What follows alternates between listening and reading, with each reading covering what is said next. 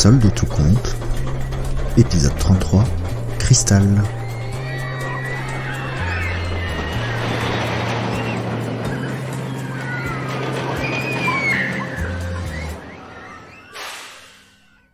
Et Gaston en a assez. Si ça continue, il va être en retard au travail. Il faut qu'il se concentre, qu'il réfléchisse comment sortir de ses limbes et retrouver le monde des vivants.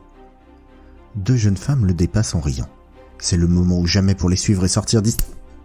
Il était pourtant persuadé qu'elles avaient tourné à gauche. Ce labyrinthe n'en finira donc jamais. Pour un magicien, c'est vraiment un comble de ne pas savoir reconnaître une illusion. Mais c'est tous ces flashs lumineux aussi, impossible de voir correctement quoi que ce soit.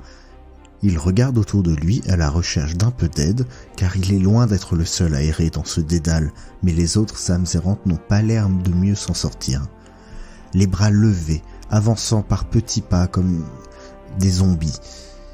Il avait encore plein d'énergie et d'amour-propre, il était hors de question qu'il s'abaisse à ça. En attendant, il fallait qu'il se dépêche. Cela faisait bien trop longtemps qu'il était là, et le vacarme de l'endroit commençait à lui peser.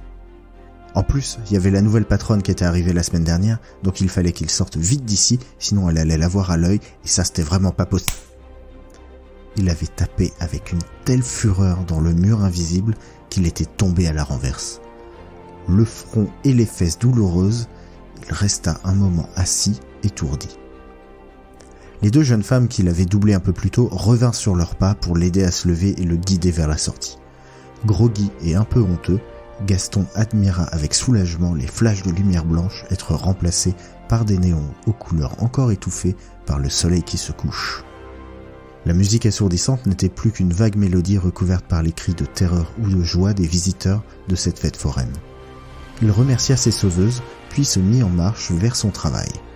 D'avoir le festival sur le parking avait donné l'idée à la nouvelle patronne d'ouvrir son supermarché ce soir, exceptionnellement, pour tester. Il ne voulait pas faire de vagues, alors il accepta de travailler, même si au fond de lui, il aurait préféré passer sa soirée à faire le tour des stands, déguster des sucreries et essayer de deviner les trucs et astuces des forains. Son regard se posa un temps vers les deux jeunes femmes qui l'avaient aidé alors qu'elles se dirigeaient vers leurs amis et il les envia un moment.